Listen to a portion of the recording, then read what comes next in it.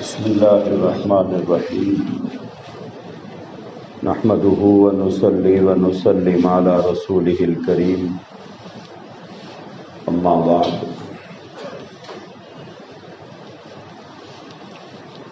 بزرگان محترم،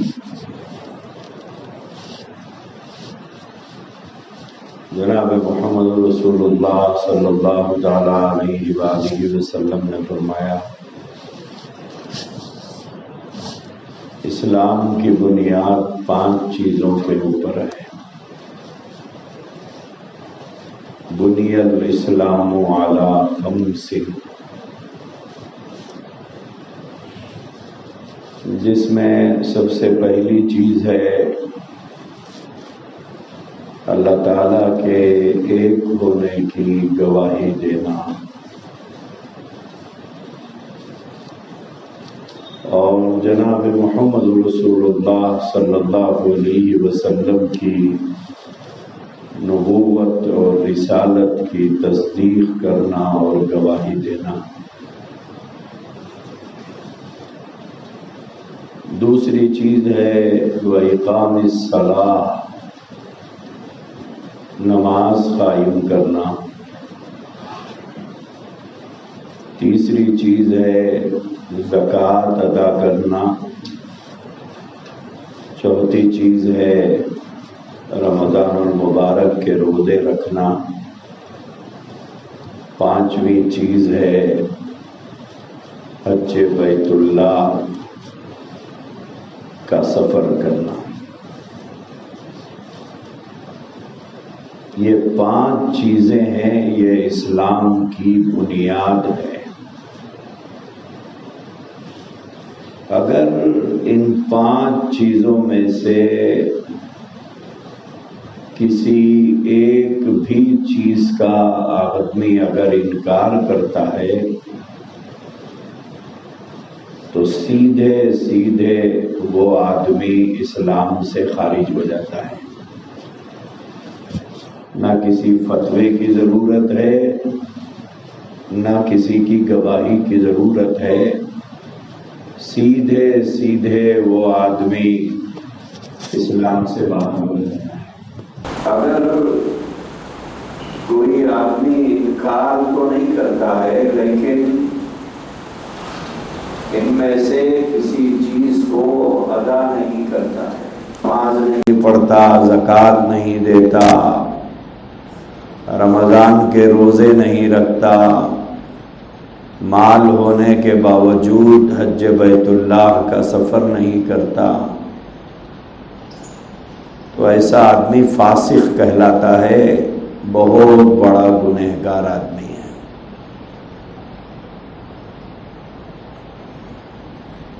عام طور پر رمضان المبارک کے مہینے میں بہت سے احباب زکوٰۃ نکالتے ہیں، لیکن ایک بڑی اکثریت لوگوں کی ایسی ہے جو زکوٰۃ کے مسائل سے واقفیت نہیں رکھتے ہیں، اور نہ ہی معلومات کرنا چاہتے ہیں، بلکہ اپنی مرضی سے کچھ پیسے زکوٰۃ کے نام سے نکال دیتے ہیں، اور خیال یہ ہوتا ہے کہ ہم نے زکوٰۃ نکال دی ہے۔ اگرچہ کہ جمعہ کے موقع پر 25-30 منٹ کے اندر ان مسائل کو سمجھانا آسان تو نہیں ہوتا ہے، بہت لمبی چوڑی اس کی تفصیل ہے، لیکن کچھ ضروری باتیں ہمارے ذہن میں ہونا چاہیے، تو اسی لیے زکوٰۃ کے سلسلے میں جتنی باتیں وقت کے اندر پوری کی جا سکتی ہیں اتنی باتیں آپ حضرات کے سامنے رکھی جائیں گی۔ سب سے پہلی بات یہ ذہن میں رکھیں، جیسے گھر میں جتنے لوگ ہیں ہر ایک کی نماز الگ الگ ہے۔ جب ظہر کا وقت آئے گا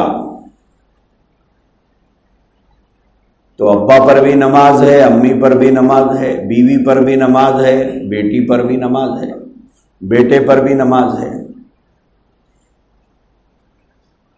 یہ ہر ایک کے اوپر الگ الگ فرض ہوتی ہے۔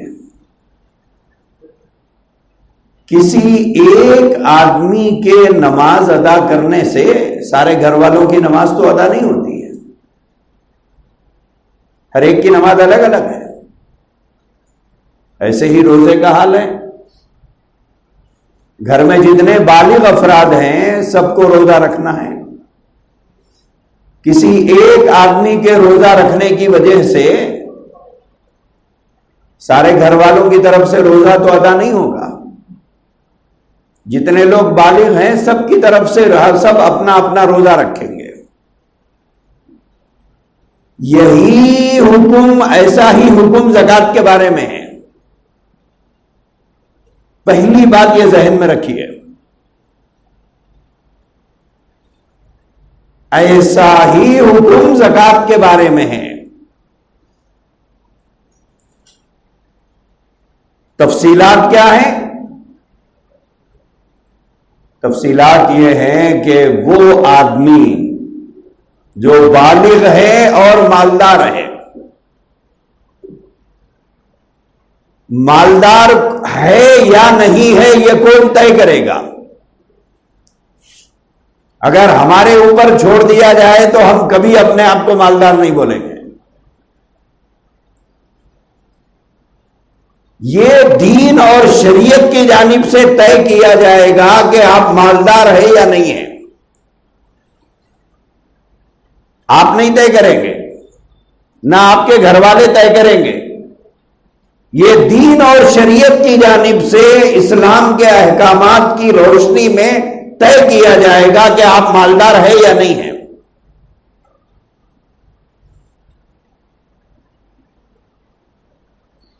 یہ بات ذہن میں رکھیے۔ اس کے بعد چار چیزیں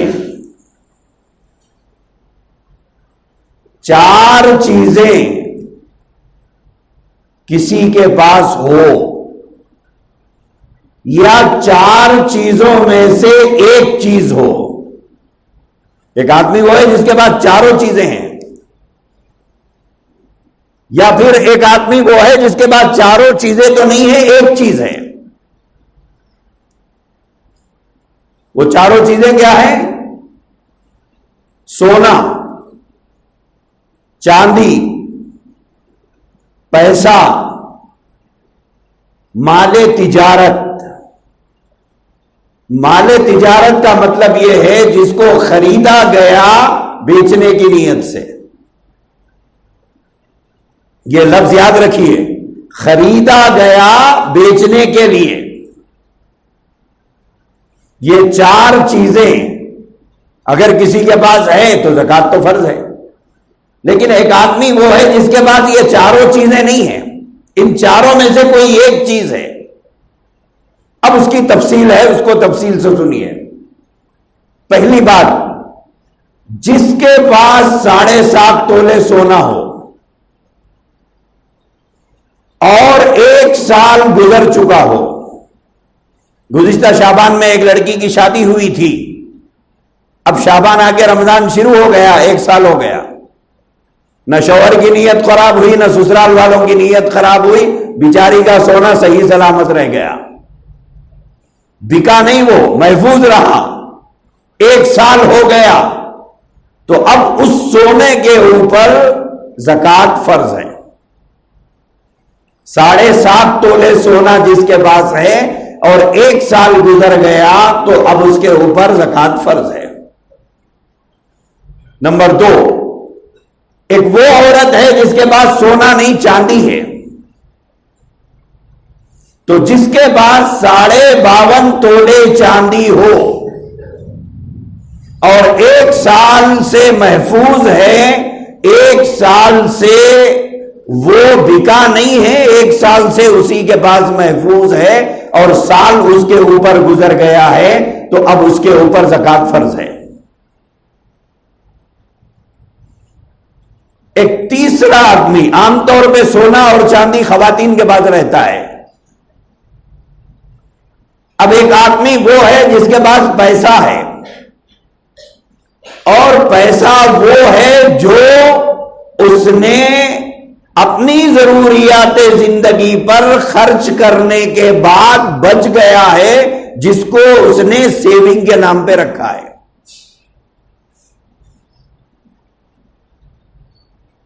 سیونگ کے نام پہ رکھا ہوا ہے، بینک میں جمع ہے، گھر میں جمع ہے، جہاں بھی جمع ہے، بہرحال جمع ہے، خرچ نہیں ہوا، ضروریات پر خرچ کرنے کے بعد بچ گیا ہے۔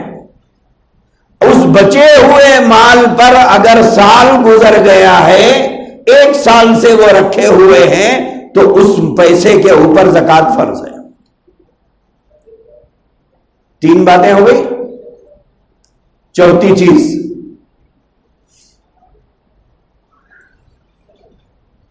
چیز ہے مال تجارت۔ ایک آدمی کی دکان ہے، اور اس دکان میں مال ہے، اور یہاں یہ بات یاد رکھے، فرنیچر کے اوپر زکوٰۃ نہیں ہوگی، کیونکہ فرنیچر خریدا اس لیے نہیں کہ بیچنے کے لیے، دکان کا فرنیچر کی دکان کا مسئلہ الگ ہے۔ اب ہماری دکان میں جو فرنیچر ہوگا، فرنیچر پہ زکوٰۃ نہیں ہوگی، کیونکہ فرنیچر ہم نے بیچنے کے لیے نہیں خریدا ہے۔ ہماری دکان میں جو مال ہے اور ہم نے اسے خریدا ہے بیچنے کے لیے، تو اب وہ دکان لگا کر 1 سال ہو گیا ہے، اور اس کی دکان میں جو مال ہے وہ مال ہے 52.5 تولے چاندی کے مالیت کا، تو اس کی دکان کے اس مال کے اوپر زکوٰۃ فرض ہے۔ تو 4 چیزیں ہو گئی، ایک ہے سونا، ایک ہے چاندی، ایک ہے پیسہ، ایک ہے مال تجارت۔ ان 4 چیزوں میں سے کوئی ایک چیز بھی کسی کے پاس ہے اور اس کے اوپر سال گزر گیا ہے، تو اب اس کو اپنے مال کی زکوٰۃ دینا ہے۔ ٹھیک ہے؟ اسی مسئلے کو پھر دوسرے اینگل سے سمجھنا ہے۔ ایک آدمی وہ ہے جس کے پاس سونا ہے لیکن باقی 3 چیزوں میں سے کوئی چیز نہیں ہے، باقی 3 چیزیں، 4 چیزوں پہ زکوٰۃ ہے نا، باقی 3 چیزوں میں سے کوئی چیز نہیں ہے، صرف سونا ہے، لیکن وہ سونا 7.5 تولے سے کم ہے، باقی 3 چیزوں میں سے کوئی چیز اس کے پاس نہیں ہے، تو اس سونے پر زکوٰۃ نہیں ہے۔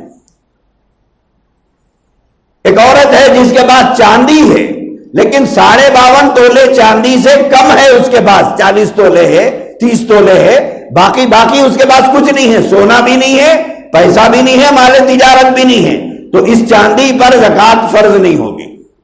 اسی طرح ایک آدمی کے پاس سیونگ کے پیسے ہیں لیکن اتنے پیسے نہیں ہیں جتنے میں 52.5 تولے چاندی خریدی جا سکتی ہو۔ دیکھیے معیار یہاں پر چاندی ہے، معیار جو ہے چاندی ہے۔ ایک آدمی کے پاس کتنے پیسے رہنا؟ تو بولے 52.5 تولے چاندی خریدنے کے لیے جتنے پیسوں کی ضرورت ہے اتنا پیسہ سیونگ میں اس کے بعد رکھا ہوا ہے، تو اس پیسے کے اوپر زکوٰۃ فرض ہے۔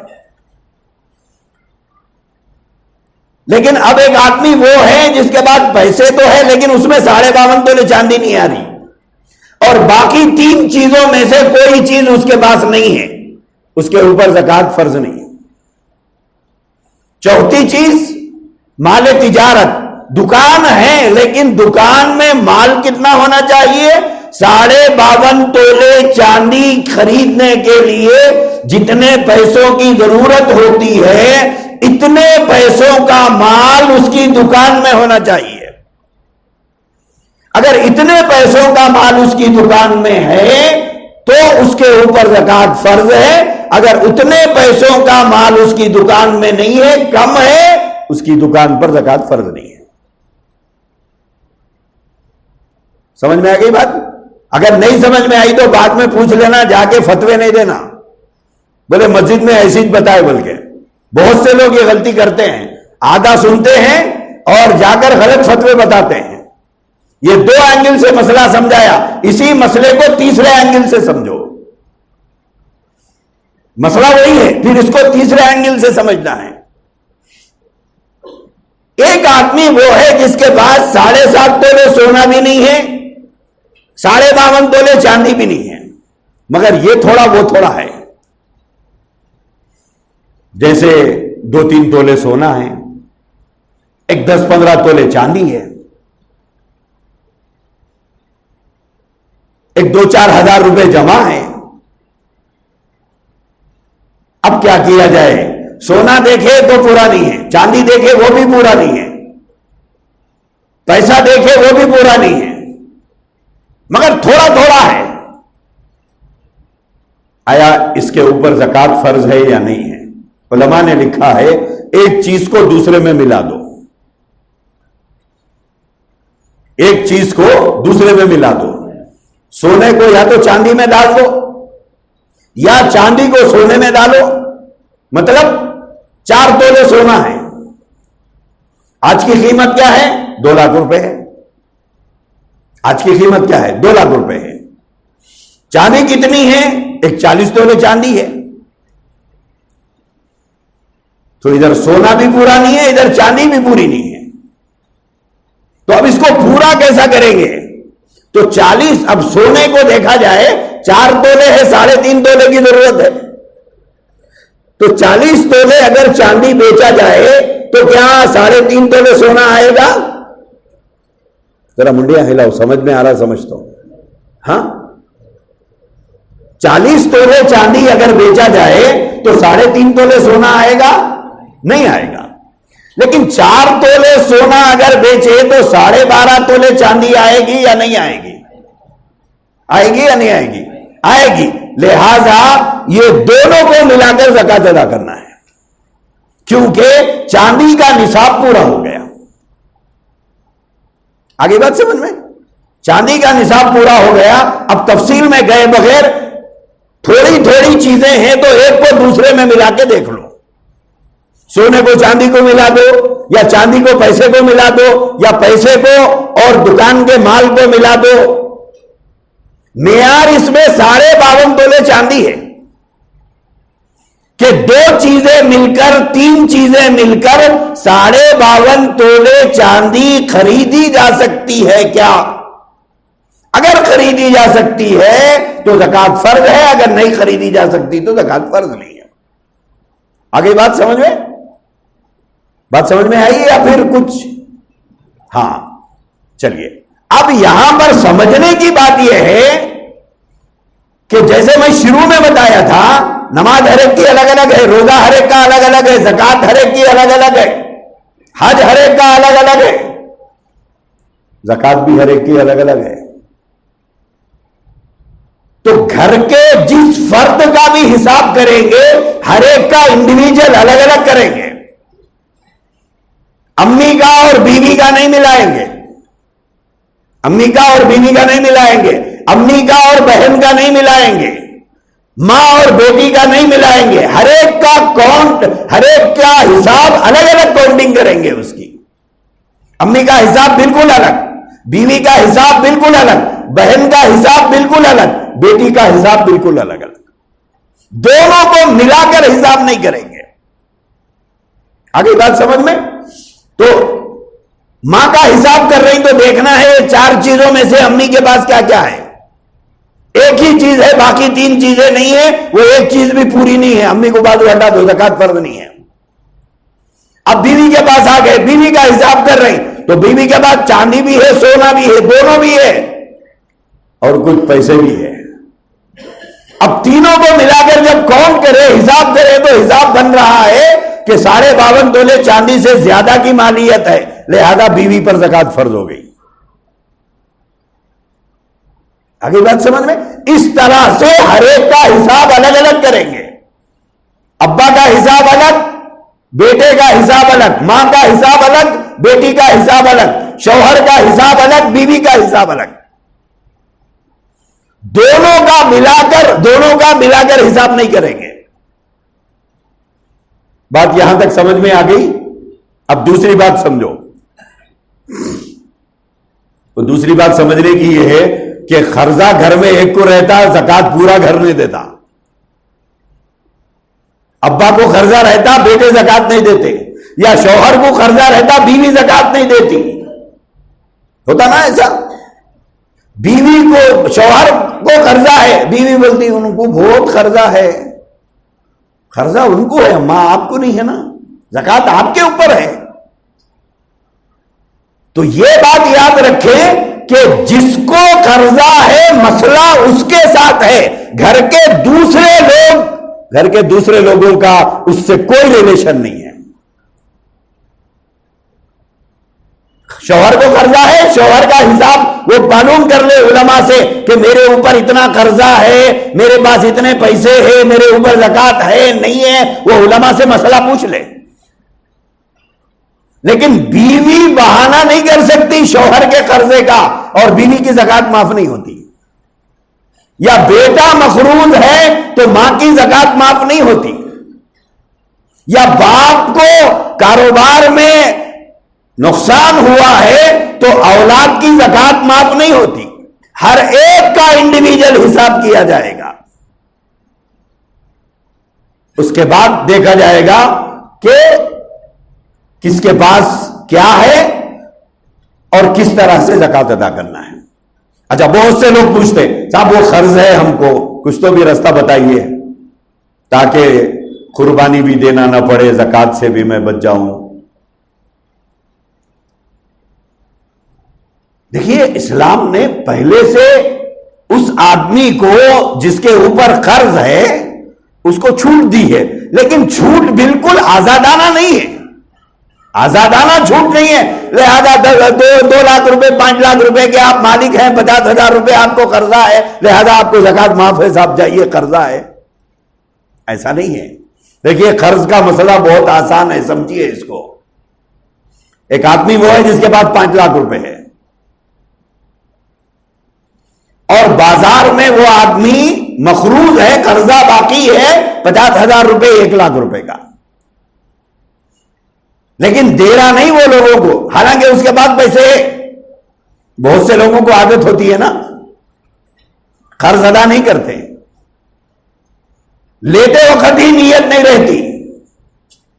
بہت سے لوگوں میں یہ بیماری بلکہ روگ ہے لوگوں کے اندر. یہ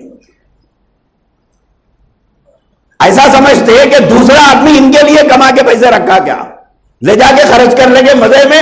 بے غیرتی اور بے حیائی کی انتہا ہوتی ہے. بے شرم ہوتے ہیں لوگ، لوگوں کی کمائی خرچ کر کے مزے میں پھرتے رہتے ہیں. ہاں، اور جب آتے ہیں تو ایسی عاجزی چہرے پہ، ایسی غربت، ایسی پریشانی، زبان سے ایسی مجبوری، خالی اپنے آپ کو فقیر بولنا باقی رہتا. اتنا چہرہ بنا کر ایسی مجبوری ظاہر کر کے پیسہ لے کے جاتے ہیں. اب بعد میں جب دینے کا مسئلہ آتا ہے تو جو دیا ہے اس کو ایسی صورت بنانا پڑتا، مگر تب بھی اس کو واپس نہیں ملتے. وہ اللہ کے نبی نے فرمایا القرض مقراض المحبہ، قرض محبت کی خینچی ہے. قرض محبت کی خینچی ہے، محبتوں کو کاٹ دیتی ہے، محبتوں کو ختم کر دیتی ہے. تو خیر، تو قرض، اگر کسی آدمی کے اوپر قرض ہے تو وہ زکات کیسے دے؟ سادہ سیدھا حساب ہے میرے بھائی. آپ کے پاس کتنے پیسے سیونگ میں ہیں اور آپ کتنا قرضہ باقی ہے. 5 لاکھ روپے آپ کے پاس ہے، 2 لاکھ روپے قرضہ ہے، ٹھیک ہے 2 لاکھ روپے نکال دیجئے. اب کتنے بچے؟ کتنے بچے؟ 3 لاکھ بچے. 3 لاکھ کی زکات دیجئے، 3 لاکھ کی زکات دیجئے. ہاں، اگر کوئی آدمی وہ ہے جس کے پاس 5 لاکھ روپے ہے، 7 لاکھ روپے بازار میں باقی ہے، 5 لاکھ روپے اس کے پاس ہے لیکن 7 لاکھ روپے بازار میں باقی ہے، تو اب ایسا آدمی زکات ادا کرے گا یا نہیں کرے گا؟ نہیں کرے گا، اس کو چھوٹ ہے، کیونکہ 7 میں سے 5 نکال بھی دیے تو 2 اور اس کو چاہیے، لہذا اس کو چھوٹ ہے. بولے آپ کے لیے زکات معاف ہے، لیکن صرف قرضہ رہنے کی وجہ سے نہیں، ایسا کیلکولیٹ کر کے دیکھا جائے گا، ایسا حساب کیا جائے گا. بھائی 5 لاکھ روپے ہے، 2 لاکھ روپے قرضہ ہے، 2 لاکھ روپے ہٹا دیجئے، 3 لاکھ روپے کی زکات دیجئے. آگے بات سمجھ میں؟ اسی طرح دکان والے اکثر مسئلہ پوچھتے ہیں کہ صاحب وہ دکان کی زکات کیسا ادا کرنا. بہت سے لوگ الٹو حساب کر کے دے دیتے ہیں، یہ جائز نہیں ہے، یہ جائز نہیں ہے. آپ کو دکان کا پورا مال حساب کرنا ہوگا، اس کے بعد زکات ادا کرنا ہے. کپڑے والے کو کپڑے کی دکان کا حساب کرنا ہے، میڈیکل ہال والے کو ایک ایک گولی ایک ایک شیشی کا حساب کرنا ہے، کرانہ کی دکان والے کو ایک ایک صابن کا ایک ایک دال کے دانے کا پورا حساب کرنا ہے. الٹو زکات ادا نہیں کر سکتے. ہاں تو اب یہ آدمی زکات کیسے ادا کرے گا؟ اس کے 3 مسئلے ہیں. اس کے مسئلے یہ ہے کہ ایک تو دکان میں مال ہے، ایک تو ان بازار میں باقی ہے، دوسرے محلے والے اس کو باقی ہے. 3 طرح کے مسائل سے یہ آدمی دو چار رہتا ہے. دکان میں جو مال ہے وہ اس کا ہے، ایک تو انہیں مارکیٹ سے ادھار لایا، وہ مارکیٹ میں اس کو دینا ہے، دوسرا مارکیٹ والے اس کو دینا ہے. یہ زکات کیسے ادا کریں گے؟ بہت ایزی مسئلہ ہے. دکان میں کتنے پیسے کتنا مال ہے حساب کر لیجئے. مثلا دکان میں 5 لاکھ کا مال ہے، ٹھیک ہے، اور آپ سے جو لوگ ادھار لے کے گئے وہ کتنا لے کے گئے؟ ایک 3 لاکھ روپے کا ادھار ہے، لوگ باقی ہے دکان والے کو، تو 5 یہ 3 یہ کتنے ہو گئے؟ 8. مارکیٹ میں آپ کتنا باقی ہے؟ 4 لاکھ فرض کر لیجئے، تو 8 میں سے 4 لیس کر دیے، کتنے بچے؟ 4 کی زکات دیجئے. آسان ہے نہیں ہے؟ آپ کے لیے بہت آسان ہے، ہم کو اس کے لیے 100 مسئلے پڑھنا پڑتا ہے. 100 مسائل پڑھ کے آ کے آپ کو یہ باتیں سمجھانا پڑتا ہے. تو بہرحال اس طرح سے یہ زکات ادا کرنا ہے. ٹھیک ہے، اب آخری بات، وقت ہو رہا ہے، آخری بات سمجھ لیجئے. زکات دینا کس کو ہے؟ یہ بھی بڑا مسئلہ ہے. پہلی بات یاد رکھ لیجئے، یہ مسجدوں کے دروازے پہ جو فقیر بیٹھتے ہیں بالخصوص، ان کو کبھی زکات نہیں دینا، ان کو نہیں دینا. کیوں؟ ان میں سے بہت سے لوگ مالدار ہوتے ہیں، مانگنا ان کا پیشہ ہوتا ہے، پیشہ ہے، دھندا بنا لیے ہیں. ان کو آپ ان کو دیجئے، میں منع نہیں کر رہا ہوں، زکات مت دیجئے، زکات مت دیجئے، کیونکہ زکات مستحق کو دینا ضروری ہے. تو احتیاط کیجئے، ان کو زکات مت، صدقہ دے دیجئے، خیرات دے دیجئے، مدد کر دیجئے، 1000 نہیں 10,000 دیجئے، آپ کی مرضی، زکات مت دیجئے. جب تک کوئی آدمی آپ کے سامنے تصدیق نہ کرے کہ ہاں بھائی یہ ضرورت مند ہے، غریب ہے، محتاج ہے، جب تک تصدیق نہ کرے تب تک نہیں دینا چاہیے. ہاں اب زکات دینا کس کو ہے؟ اب زکات دینے میں ہمارے رشتہ دار بھی ہیں، ہمارے پڑوسی بھی ہیں، ہمارے جانے پہچانے بھی ہیں، کئی قسم کے لوگ آتے ہیں. تو سب سے پہلے ہم رشتہ داری کا مسئلہ سمجھ لیں گے. بہت سے لوگ پوچھتے بھائی کو دے سکتے نہیں دے سکتے، بہن کو دے سکتے نہیں دے سکتے. ایک ذہن میں بات رہتی ہے، لوگ پوچھتے ہیں. دیکھیے میں ایک طریقے سے آپ کو ایک بات بتاؤں گا، اس کے بعد میں بقول ہمارے ہوم منسٹر صاحب کے کرونالوجی سمجھیے، یہ کرونالوجی ہے. یہ تو زکات کے سلسلے میں ایک بات یاد رکھے، جن سے ہم پیدا ہوئے،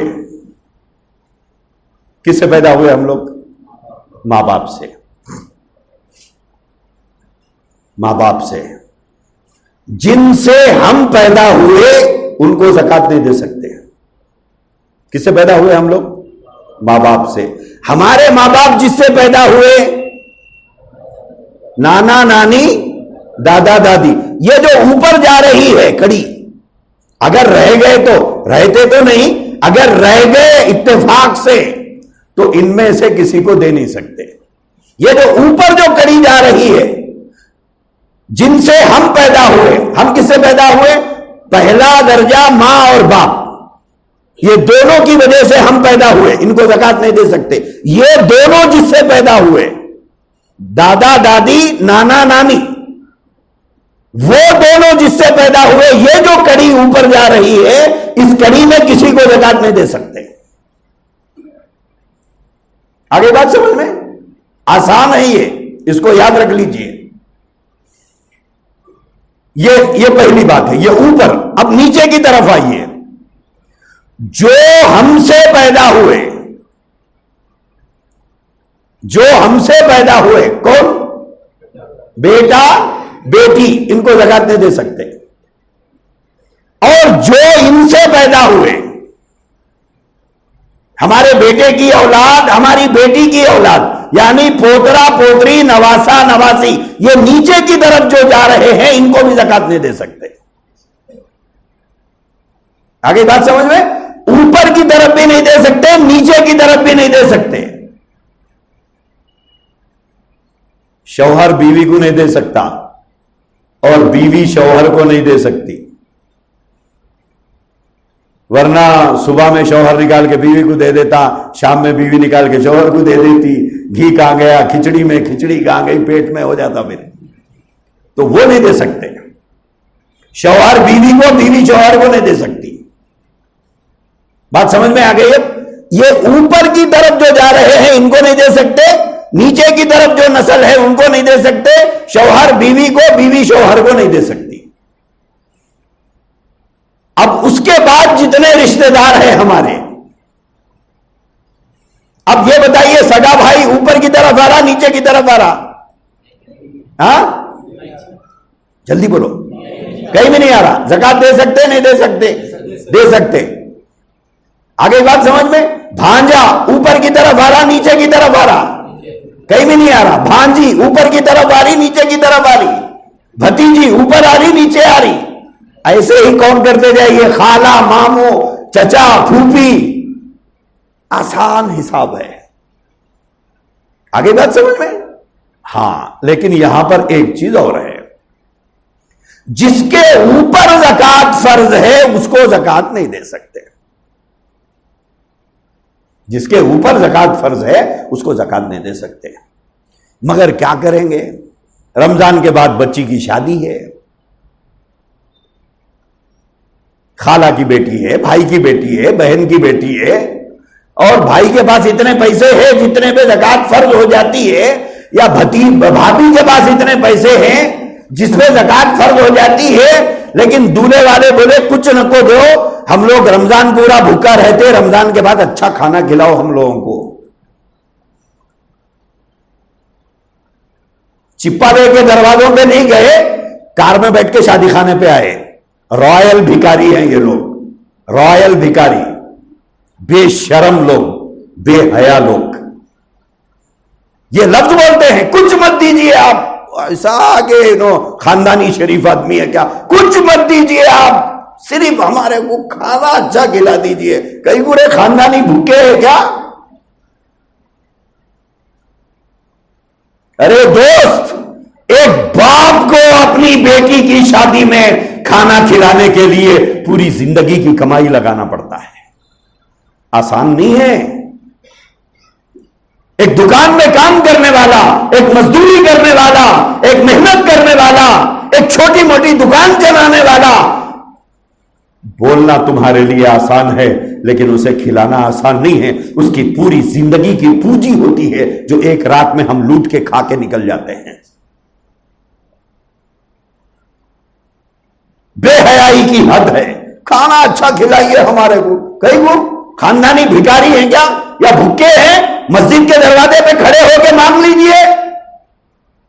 کیوں غریبوں کا خون چوستے ہیں اور کھا کے یہ ہم لوگ بھی مزے لے لے کے واپس آتے ہیں۔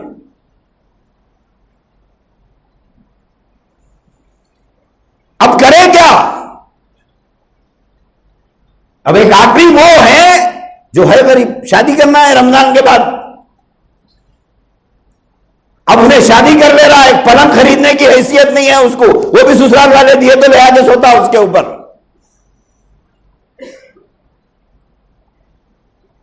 پلنگ دے دینا, اس کو الماری دینا, کپڑے رکھ لینے, اس کے گھر میں الماری نہیں ہے. حدیث ہے فقیری کی برتنہ دینا کھانے کے واسطے. ننگے اور بھوکے لوگوں کا مزاج ہے یہ.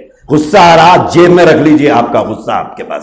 یہ بھیک مانگ کے لے جاتے ہیں گھروں سے, بھیک مانگ کے. بھیک نہیں مانگتے, بھیک مانگ کے لے جا رہے ہیں.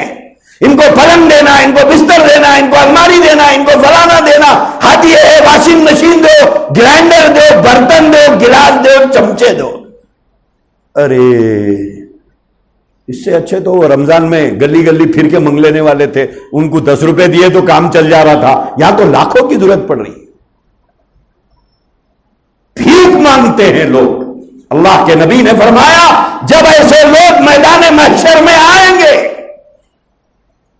جو بلا ضرورت مانگتے تھے, ضرورت نہیں تھی, گھر ہے, گھر میں سامان ہے, فریج ہے, کولر ہے, واشنگ مشین ہے, پترولیوں میں کھانا نہیں کھاتے, برتن ہے, پھر بھی مان کے لے جا رہے ہیں. اللہ کے نبی نے فرمایا میدان محشر میں اس حال میں آئیں گے کہ ان کے جسم پر, ان کے چہرے پر ایک گوشت کی بوٹی نہیں رہے گی.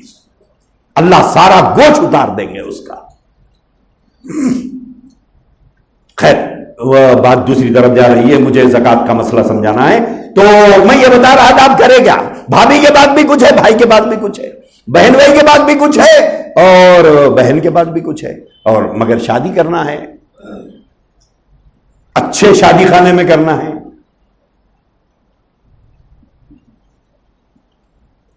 اور کاروں میں بیٹھ کے آنے والے باعزت فقیروں کو کھانا بھی کھلانا ہے. کیونکہ اگر اپنی طرف سے کھلاتا ہے کوئی بات نہیں, مانگ کے کھا رہا ہے نا, تو اس کو فقیر ہی بولتے ہیں, اس کو فقیر ہی بولنا چاہیے. اس سے چھوٹا لفظ اس کے اوپر جچتا نہیں, یہی لفظ فٹ ہوتا ہے اس کے اوپر. باعزت فقیر, مالدار بھکاری, یہی ورڈ ان کے لیے بہترین ورڈ ہے. تو اب کرے کیا؟ تو بہتر طریقہ یہ ہے کہ آپ اپنی زکات گھر کے بھانجے بھتیجوں کو دیجیے, بہن کے ہاتھ کو مت دیجیے, بہن کے ہاتھ کو مت دیجیے, بہن بھائی کے ہاتھ کے مت دیجیے, بھائی کے ہاتھ کو مت دیجیے, بھاوج کے ہاتھ کو مت دیجیے, بچوں کو دے دیجیے. بچے اپنے ماں باپ کو دے دیں گے. یہ ایک ہیلا ہے زکات پہنچانے کا. تو یہ انداز اختیار کر کے آپ زکات اپنے قریبی عزیزوں کو, رشتہ داروں کو پہنچا سکتے ہیں. بہتر یہ ہے کہ زکات کو آپ 4 حصوں میں تقسیم کریے. یہ ضروری نہیں ہے, یہ ضروری نہیں ہے, لیکن ایک طریقہ بتا رہا ہوں زکات تقسیم کرنے کا. یہ ضروری نہیں ہے. 4 حصوں میں بانٹیے. مثلا 10,000 روپے زکات نکلی, وہ 2,500 کے 4 الگ الگ کر لیجئے. 2,500 روپے عزیزوں اور رشتہ داروں میں خرچ کیجئے, عزیزوں اور رشتہ داروں میں خرچ کیجئے. ایک حصہ رشتہ داروں میں چلے گیا, ایک حصہ آپ کے بڑے بنگلے کی بڑی گیٹ کو محلے کے غریب لوگ دیکھتے رہتے ہیں, صاحب کار میں بیٹھ کے جاتے ہیں آتے ہیں, مالدار آدمی ہیں. کوشش کریے وہ 2,500 محلے والوں میں تقسیم ہو جائے.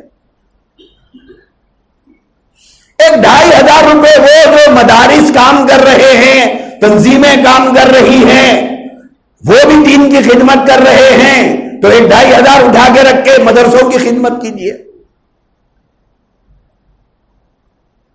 7.5 ہو گئے, ایک 2,500 اور بچتے ہیں. آپ کے اپنے دوست احباب ہوتے ہیں جو ساتھ پڑے ہوئے ہیں, بیلنس ان کا آؤٹ ہو گیا اور آپ سنبھل کے زندگی گزار رہے ہیں, تو کچھ اپنے ساتھ پڑے ہوئے دوستوں کو ایک امید ہوتی ہے.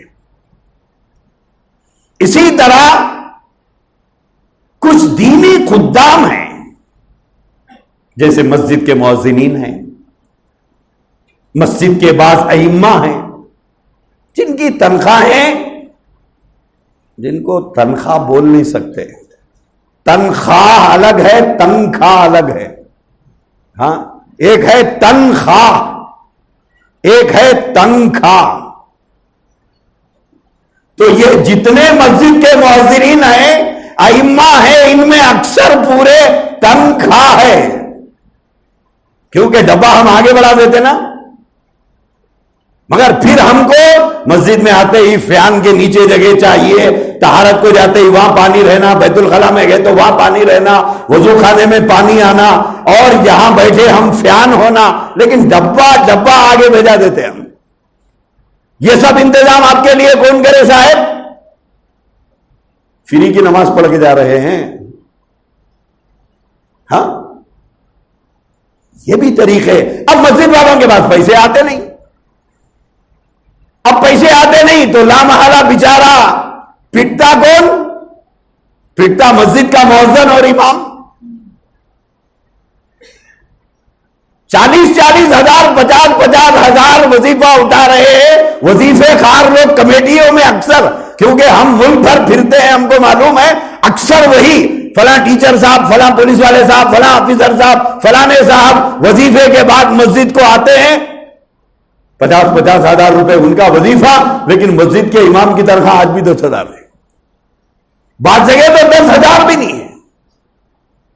دوستو رمضان کا مہینہ ہے، لفافے میں پیسے رکھو، مدن صاحب یہ ہماری طرف سے دیا کرو، چھوٹی تنخواہیں ہیں، ضرورت مند ہے، ہماری برادری ہے، ہم جانتے ہیں کن پریشانیوں سے وہ گزرتے ہیں، کن پریشانیوں سے گزرتے ہیں، کبھی اہلیہ کی ڈیلیوری، کبھی بچی کی ڈیلیوری، کبھی ماں باپ امید کی نظر سے اولاد کو دیکھ رہے ہیں، کیسے ذمہ داریاں نبھائیں گے؟ لہذا کوشش کرو کہ وہ 2,500 جو میں نے بتایا اس میں سے آپ جس کو جہاں جس مسجد میں چاہے، امام کو اور مؤذنوں کو، مسجد کی صفائی کرنے والوں کو، اس کو 100، اس کو 200، اس کو 500 لفافے میں رکھ کے دے دیا کرو، تاکہ ان کی خدمت بھی ہو جائے۔ ایک تو آپ کے دوست احباب ہیں، ایک تو مسجد دینی خدمت گزار ہیں۔ اگر اس طرح سے ہماری زکوٰۃ ہر طبقے کے اندر پہنچے گی، عزیزوں رشتہ داروں میں بھی پہنچے گی، محلے والوں میں بھی پہنچے گی، دینی مدرسوں، مکتبوں اور تنظیموں کو بھی پہنچے گی، اپنے ساتھ پڑے ہوئے دوستوں اور دینی خدمت کرنے والے مسجد کے خدام کی بھی خدمت ہوگی۔ اللہ تبارک و تعالی ہم سب کو توفیق عطا فرمائے۔ کوئی مسئلہ اگر آپ کو سمجھنے میں اشتباہ ہے، کانفیڈنٹ نہیں ہے، تو مسئلے بتایا مت کرو، کیونکہ مسئلہ اگر غلط بتا دیے تو عمل کرنے والے کو گناہ نہیں ہوگا، بیان کرنے والے کو گناہ ہوگا، مسئلہ بتانے والے کو گناہ ہوگا۔ احتیاط سے مسئلے بتائیے۔ وآخر دعوانا الحمدللہ۔